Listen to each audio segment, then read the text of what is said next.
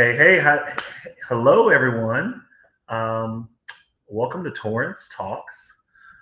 We have a wonderful guest, a good buddy of mine, James Walker, Atlanta native from College Park, attorney, elite law, HOA attorney, estate planning attorney, great guy. He's also my podcast mate. We run the 404 Live together. You can check that out on Spotify and Google Podcasts as well. And James is running for mayor, y'all. So I'm getting ready to pull him in here to talk a little bit about getting back to business in College Park. People always talk about how the airport is so busy and this and that. James Walker, you made it. Hey, what's up, James? Hey man, how you doing? Hey, James, man, I'm so proud of you, dude. I can't believe, as I said, you're jumping off the cliff. Man, I'm already off. You're I'm already in on the midair right now. I'm just flying. I'm in midair right now. You're midair. Yes, Hey, sir. James, come on, man. Time is everything. We've got you here. Right. I want to just jump straight in. Like, what came Do it. over you, and what was your vision for running for mayor? Tell the people. We're live on YouTube and Facebook here with you. Live, yeah, man. I was out in my yard one Saturday afternoon and doing what I do, garden, cutting grass. I think just finished cutting grass, and a young lady came up and knocked on my door. She's running for city council and asked me some questions and said, "You ever thought about running for mayor?" And I said, "Well, people have asked me, but I've never really, could have considered it." Right. Asked the current administration. She told me some issues. I researched them. I said, "You know what? Why not? Like, who else is going to do this?" And I talked about it. Talked about it with my wife. Prayed about it. Talked to my family, and we made a Right. decision. Yeah. So yeah, here I am. I'm running for Hey, mayor. you College Park. followed the signs, you prayed on it, and you came to light. And I like what you just said, James. Who else is going to do it? There comes a Who point else is where gonna do we all, not all, some folks complain, and it's like, well, what are you going to do to change it? it? Right. Right. And They you're come. grabbing it by the horns, and I love that about Yes, man. Yes. So here we are, running for mayor, Torrance. you, man. We Well, are all right. running for mayor. We are Well, running. listen, I'm gonna let you tell us a little bit about you, who you are, James, and your background real quick, and then I'll probably fire off a good 8 to 10 questions, man, while I got you here. So please Yes. tell us a little bit about yourself, if you don't Sure, mind. man. Yeah. So I am James Walker. I'm from Atlanta, born and raised here. Grew up in East Point, which is like a stone's throw from College Park. They're almost one and the same. Two separate cities, but almost one and the same. Went to high school here, Woodland, went to Party West Middle School, to Morehouse, from my Ouch. undergrad, Morehouse College. House. Yeah, I mean, it goes without that. That is the only school in Georgia. No, I'm joking. I'm so sorry. Morehouse, We'll talk and about then that later. Georgia State for law school, Okay. uh, and came out of law school and was working in the Campbell administration at the time, contract compliance, and then parlayed off into a firm, started doing real estate law. I was a judge at one point, did that, and then branched off in my own. In 2005, I had my own law firm, do residential and commercial real estate, Okay. do some criminal defense work, HOA work, and I've been flying high ever since, man. Moved back here to College Park in 2019 to help take care of my aging parents. Me and my wife did, and came back here. And me and my wife and Chewy, my dog, have an adorable Shih Tzu. Chewy. Chewy, yes. And so we've been back here. Then COVID hit. Everybody was in the house for a year and a half. Came out and started finding out what was going on, and started asking the tough questions that nobody wants to ask. Right. More or less answer in College Park. And so that's one of the main reasons I decided to step up to the plate. To whom much is given, much is required and expected. And like I said, if not me, who? If not now, when? College Park cannot afford another 4 years of this current administration. I'm fearful that if we allow College Park to continue in the same vein, we will never be able to come back and get back to the crown, to the elite city that we once were. Once was. Well, I love your city. When I drive through, man, I see opportunity. I see history. What did they say? Over 888 places on the National Historic Registry. You've got the airport that touches College Park. You've got so much development potential and things coming. I don't want to steal your thunder, but I'm excited for you, James. And let's get into this if you Thank don't mind. you. Yes. Let me ask you, James, what are your top priorities right now, man? As far as like once you become mayor, you really want to try to hit. Well, as you know, I think you should know, we are number one in crime. Unfortunately, we're the number one city in crime in the state of Georgia. People are shocked by that who don't live here. We have been pegged as one of the most dangerous cities in the state of Georgia. So public safety and getting crime under control has to be a top priority in this upcoming administration, putting more officers on the street, equipping them with the latest technologies that they need to fight crime, more cameras, more street lights, low-hanging fruit, things that we can do immediately. Right. But also having a city that is conducive and that is welcoming to officers, comparable pay of cities like College Park, being able to take home their vehicles, affordable housing for officers, first responders, teachers, and the like in College Park. We have a developer that's I'm partnered with. He's going to build Class A plus housing in College Park, give 50% off of rent for officers, for teachers, Wow. first responders, firefighters, and the like. So I think once we build it for them, they'll come back. Once we have comparable competitive wages for our officers, they'll come back. Once we have some place for them to live, nice places, they'll come back. Once we provide them with the latest technologies and everything that they need to fight crime, they'll come back. So that is a top priority in my administration. You know, folks say there's no jobs. I'm like, no, James, I drive around this city and I see DeKalb County police Sure. officer ads, Cobb County. I've seen Gwinnett. Mm-hmm. Um, they're posters. Right. They're at major intersections that say we pay 65,000 a year plus benefits. Yep. So real jobs, James, is what we want, brother. And I can't wait to see you make that happen. Real jobs with Yeah. wages that people can sustain the quality of life they want. Right. Right. No, 100%, man. All right. Speaking of that, how do you plan to foster economic growth and development, creation within your job? Like, how do you plan to do that? Well, first we Not have job creation within the county. I'm saying that incorrectly. How do you plan to foster economic growth and job creation within the county? Well, first of all, we have to get crime under control. We have to Okay. make people feel like they're safe neighborhoods, safe streets. Once we do that, I think businesses, developers will come back in to College Park. Then we have to cut through all the red tape, make it easier for people to do business and to develop in College Park. Cut the red tape as it pertains to inspections, permitting issues, things of that nature. Right now, if you talk to the developers, the builders, they hate even coming in and doing business in College Park because they said it's too much hassle, too much red tape to go through. And so those are things we have to do immediately. And then partnering with our entrepreneurs and our business leaders to make sure that we have a structure that is conducive for building and redevelopment in College Park, right? Main Street is a great place downtown College Park. We have no parking. We have very little parking. So there are things that we could do to create more foot traffic and more opportunities for small pop-up shops, for farmers markets, for things of that nature that they can come in and display what they have to offer. One of my things is I would like to have more foot traffic and cut off some of the street traffic on the weekends, or sometimes that we can have more people walking around in College Park and more venues to showcase what they have to offer. Like I said, food trucks, farmers markets, other kind of businesses. So, and then we'll get to the Trader Joe's and the Whole Foods and the other restaurants and grocery stores that people want to see in their neighborhood. I'm tired of having to drive to Buckhead to go shopping. I'm sure that's real. I'm tired of having to go downtown and in Midtown to eat at a very nice restaurant that has a variety of restaurants. So I want to bring that back to College Park.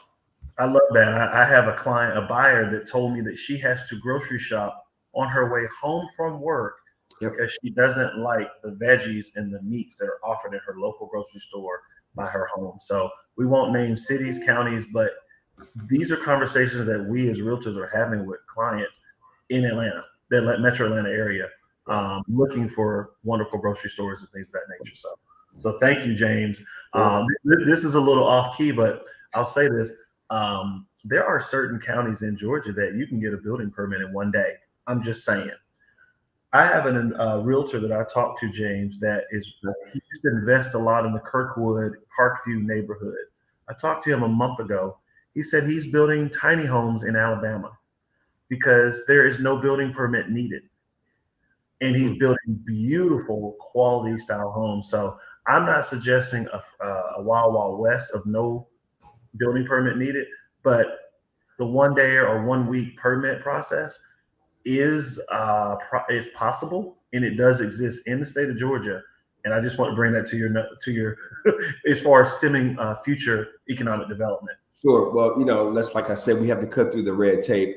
We have to have the correct staff in place and the correct procedures in place to be able to possibly make that a reality in College Park. Nobody wants to go through a bunch of red tape and a bunch of jargon that they don't have to go through in order to get a permit to build. I believe we can streamline that process. I believe we can make it better, faster, and more effective in College Park. Okay, James, we're gonna hold you to it, man. Please do. Let's see. Next question for you. What strategies do you kind of have to maybe improve the education or healthcare like services in College Park, based on what you've heard or feedback, and how you want to maybe change that? Services, healthcare, Education and healthcare services in education. Yeah, we want to partner with Fulton County Board of Education to help bring back quality teachers here to the local schools in College Park. After COVID hit, that kind of put a real stressor on the educational system. At home learning really affected the kids and the parents as well. Some of the teachers didn't come back. Now, teachers have other issues in the classroom. It's dangerous.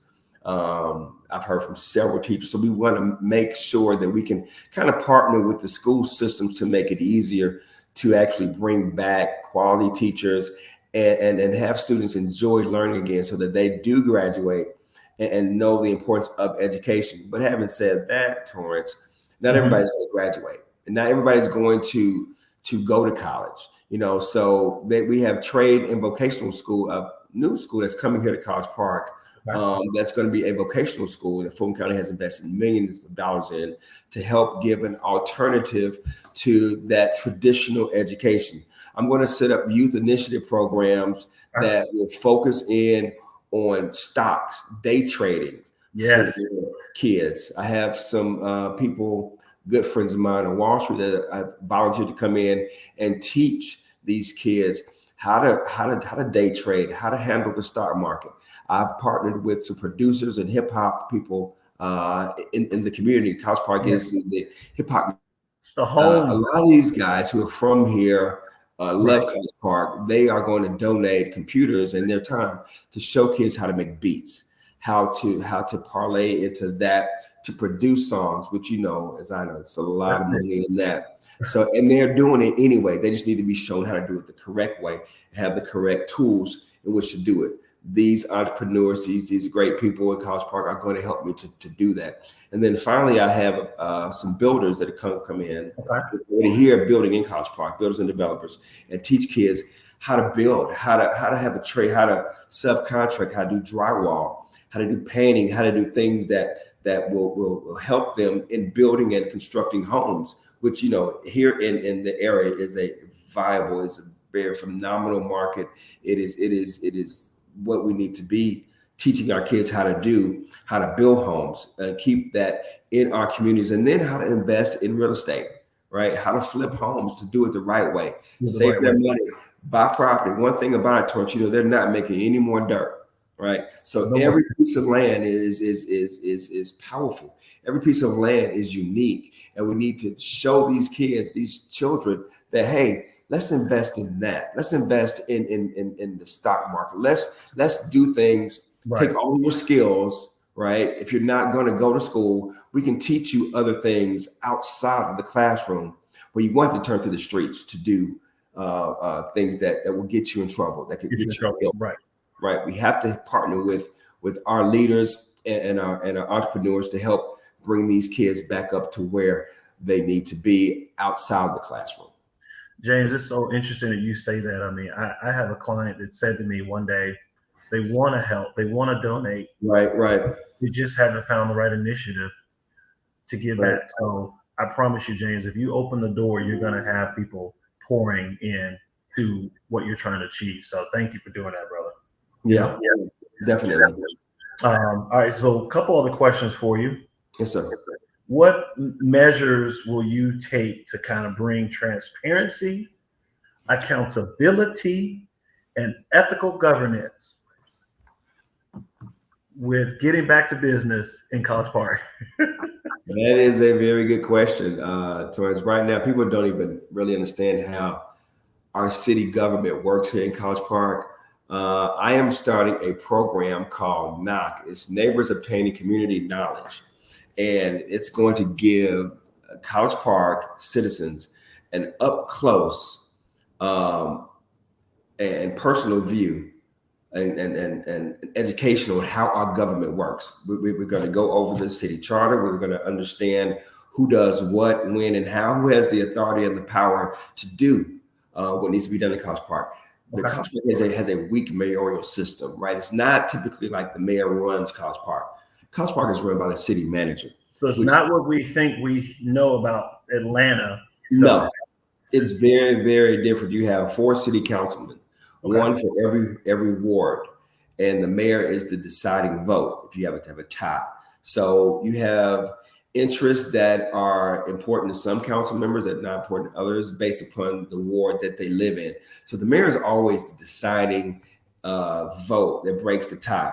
But we have to understand the city manager is hired by the council, and they're over the departments in College Park, public works, sanitation. So the city manager is very important here in College Park. So you gotta have a city manager that knows how to run a city, that knows how to handle staff, and that is accountable, and that knows how to bring about the transparency and the accountability that we all should be able to understand in the city of College Park. So, bringing that up close camera view on how it works, our budget, our expenditures, where the money's going, so that when we do, and if we do decide to raise taxes, which this current mayor and administration has done, we have had the largest tax increase in the last 25 years in College Park.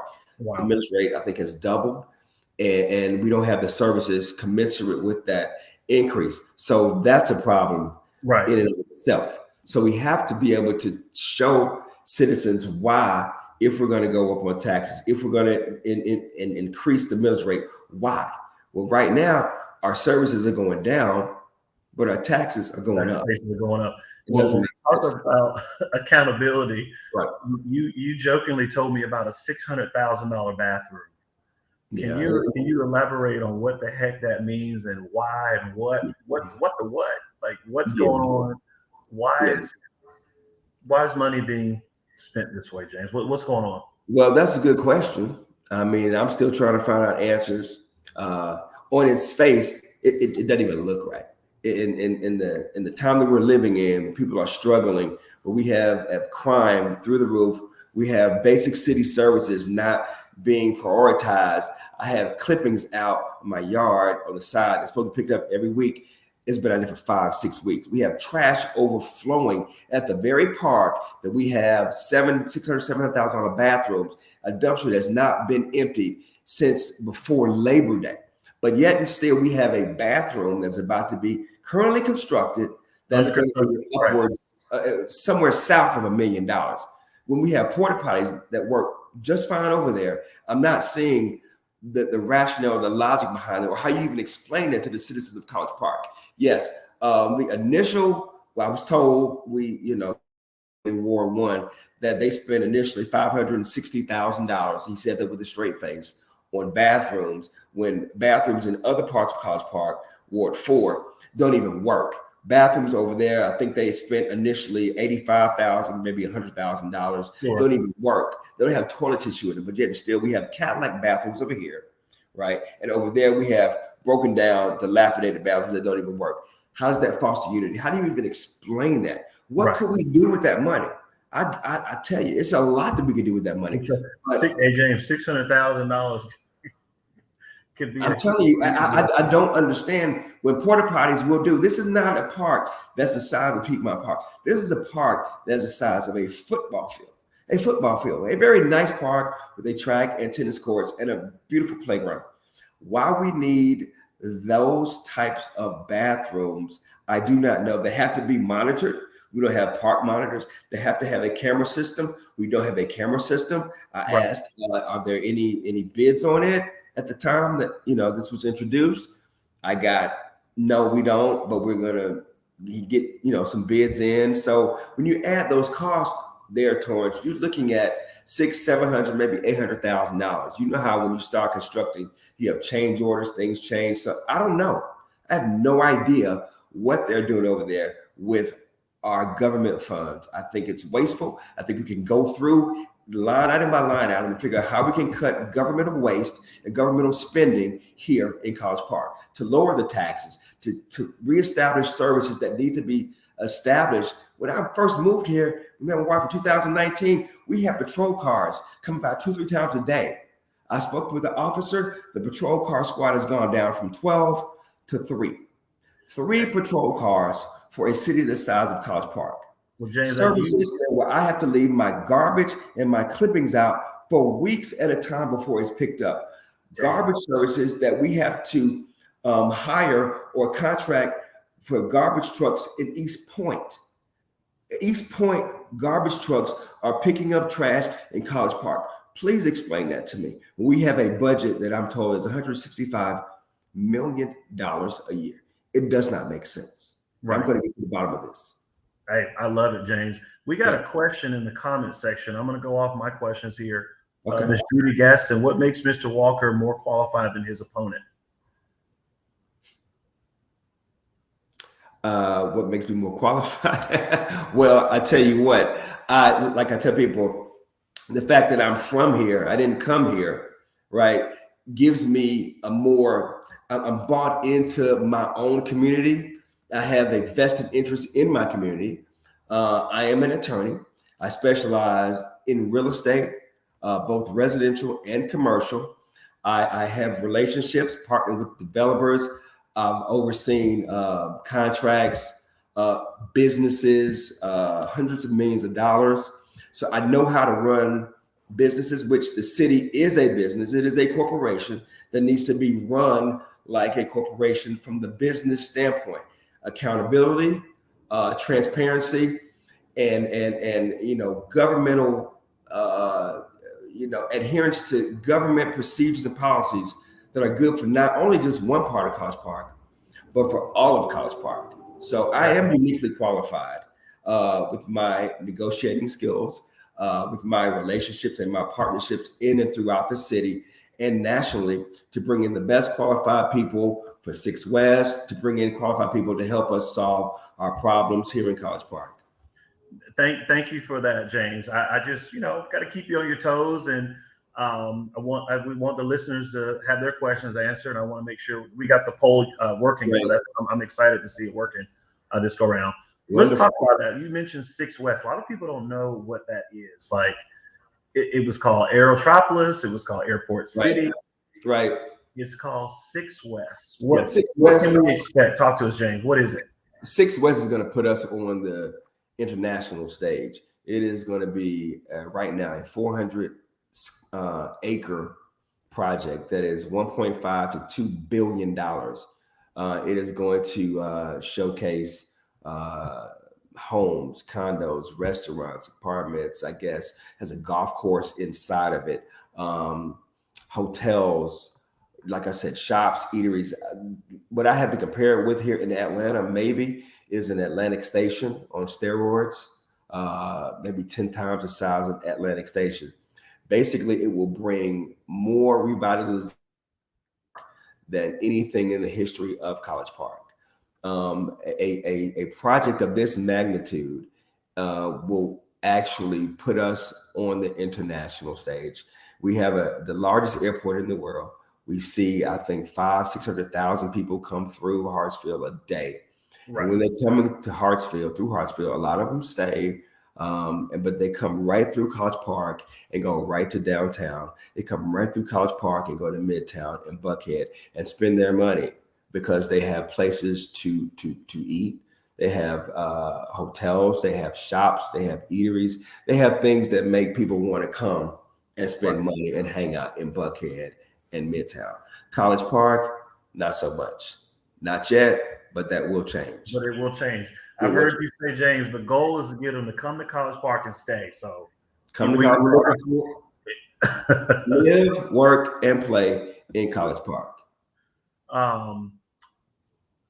Anything else you want to share with the listeners, James, as far as other things you really want to hit the ground running with when you do become mayor?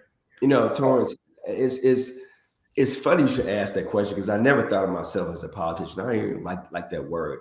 I think over the years that word has lost its shine, right? Sure. A politician is a servant, so I like to use the word servant. So anybody that's elected that holds a government office, an elected office, should be a servant. If you are not there to serve, you need to leave. You should not have any side agendas that are contrary to that of the city that you represent. Here, College Park. So with that said, I had to determine I want to give the College Park. I don't need them to give me anything. It's not a big salary. We are a small municipality. Our salary ranges are not that of a big city like Atlanta. So when you get into it, you're not getting into it for the money, I hope, because it's not much there. You're getting into it to make a difference in the community which you live and the community that you want to serve. What I'm seeing now from politicians all over the state, the city, and nationally is that people don't have the right motives when they get into political office. I want to serve. I'm here to serve, and I'm here to give back to the place that I came from. I have roots here. I'm grounded here. So I have the best interest of College Park at heart now and for the future. James, that's awesome. Well, so one thing I like about you, man, is you said that you're ready for the feedback. You welcome the feedback. Your phone number hasn't changed in 30 years. All these things are great because sometimes politicians become untouchable to us regular folk, James. Of course. They're not hearing you. Yep. These are just whispers. So my direct question to you, man, is how will you engage the community so that you hear what folks want in College Park? Yeah, good question, Torrance. My ears are on the ground now. College Park has 4 wards. I think I said that earlier. And each ward is different. People in other parts of College Park don't feel connected to College Park. They feel like they've been forgotten. I'm going to establish what I call my one College Park initiative, right? I'm going to have a group of people from every ward, particularly people who've been in College Park for a while, to come together and meet with the mayor as well with the council members and voice their concerns, voice their issues that are particular to their current ward. How are we able to know what's going on unless we bring people together to communicate? What's happening now is there's a lot of assumptions, a lot of assumed agendas going on when nobody's communicating, nobody's talking. So I want to bring everybody together once a quarter to voice their concerns so that it's not when you get to an election year that you finally hear somebody cares. It's not a month before early voting that you see the mayor going out and engaging the community. No, your time for running for re-election should begin the day after you become elected. You should buy into your community and have them buy into you. So I'm going to establish that we're going to meet with them 4 times a year to hear what their concerns are, to address their needs so that it won't get to the point that it's gotten to now. I love that. And more importantly, you said it best. on the podcast, you said you want to reach out to say how are we doing, Right. and hear from the people. So James, thank you for being transparent, man, and being available. Keep doing that, please. Yes, sir. All right, I got two more questions, and I'm going to leave you alone. No, I like it. I'm going to leave you alone, man. No. Any innovative ideas that you have for the city of College Park to improve quality of life? I mean, I love what you said about maybe shutting down the streets to give the downtown a more vibrant, you know, we talked about the slight rival with how Hateville is thriving with their restaurants and their eateries. We joked about Merida Square, and Right. but I'm gonna let you go, man. Talk to me. Right. What do you Right. think? Hateville has become, the progressive spot in South Fulton that Right. College Park once was. We have to have an environment. Downtown College Park, they have some restaurants down there. Parking is awful. So I've been researching some smaller cities across the country that are doing similar things that I would like to do, blocking off traffic, rerouting traffic around the downtown area. Parking is right there. It's like a block or two away, and opening it up to foot traffic and allowing vendors, farmers, food trucks, other entrepreneurs to come in and showcase what they have with their products. Kind of like maybe I don't want to say New Orleans feel, but kind of have it where you have foot traffic downtown College Park, so you can like a market or something. Yeah, like a market. Yeah, so you can participate in more than just the 5 or 6 restaurants that are there that you really can't find parking for, and that creates more of a buy-in from the community, a small town feel with big time ambitions. So I want to open it up to foot traffic and perhaps have some concerts down there, some people playing on the side of the street, to make it feel like you're invited. You are part of College Park. We welcome you. Our hospitality shows through our vendors, our entertainers, our food, our cooking, potteries, anything like that. When you go to Johns Creek and Roswell, you have a certain feel that the community is bought in to the city, right? You know what I mean? Right. And the shops and the restaurants reflect that.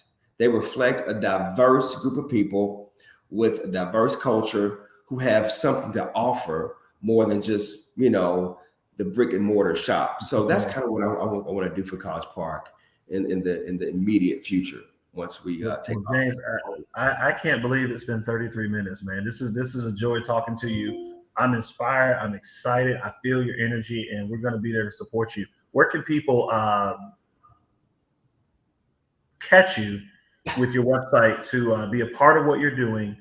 And tell us a little bit about early voting and when the actual what's happening on November 7th. Yeah, right. Okay. Well, the website is www.vote4walker.com. Okay. www.vote4walker.com. Early voting is October 16th, just a few weeks away. And of course, voting, the election day is 7th here. But we want to make sure we get everybody out early to vote. We don't want any hiccups, with the polls on election day. Some people like to go on election day. I particularly like to go and get it out the way early. I think we have 2 Saturdays or 2 weekends during the early voting period. We have to take full advantage of that. Last day to get registered to vote is October the 16th. So make sure if you're not registered, to register to vote. We will have information on our site about those dates and about where to go to check your voter registration to see if you are registered to vote. Georgia has just recently eliminated over 200,000 people off their voting rolls, Torrance. 200,000 people. They said they can't find them. They get return mail. Whatever the excuse they use, it's not an excuse. So we want to make sure we check our voter registration to see if we are active. And if we're not, get registered to vote Last day to do it is October the 10th, early voting, October 16th. General election is November 7th. Okay. And there's one other thing you mentioned, James, or I researched obviously that the citizen count in College Park is around 15,000. You Right. mentioned that that number is closer to 12 or 13, Yeah, in which the numbers are dwindling. And you talked about affordable housing being the one major catalyst of that number declining. correct. We've got to make something happen, James. I'd love to put together some type of agent panel, maybe an agent and developer, so you can hear both sides of the spectrum I to welcome grow that. to bring other people to the county. And Okay. that's part of what the whole To the platform city. is. We have to talk. We have to have conversations. We can't be afraid of constructive criticism. We can't be afraid to hear from other professionals such as yourself. What can we do to help College Park become better? Right.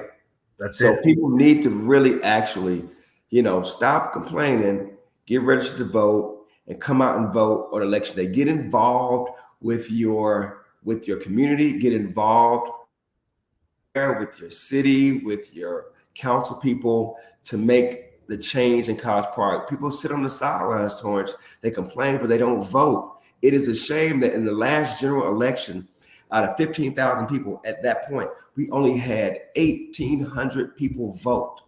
Oh, that's bad, man. 15,000 people. In the runoff, we only had 1,400. So the mayor was elected by 1,000 votes out of 15,000 back in 2019. Those numbers are abysmal. We have to participate. We have to vote. People died, bled, and were eaten up by dogs and hoses turned on them to Sure, give yeah. us the right to vote. How dare we just overlook that and just act like, it's just there. Like we don't, like that's a right, that's your voice. That's how you make a difference. That's how you become active and become a part of your community to make the necessary changes that we need to make in our elected officials. Hey, James, I felt that, man, and it's so true. So, without further ado, guys, I'm just gonna pause here. Continue to connect. Go to voteforwalker.com. James, thank you so much. I know you have to run. I really appreciate your time, and dude, on the way up. That's it. It's happening. My pleasure, Torrance. Thank you for having Hey, me. listen, Thank you. be good, James. All Vote for Walker. right, be good, man. Thank you, Thank James. you. See you All soon, bro. right. All right, bye. All right, guys. I hope I didn't talk your ear off, but I normally my sessions are around 30 minutes. But I had to get James on here. I'm so excited for his journey, and feel free to reach out if you need any assistance in real estate needs or legal advice from Brother James Walker. Talk to you soon. Bye bye.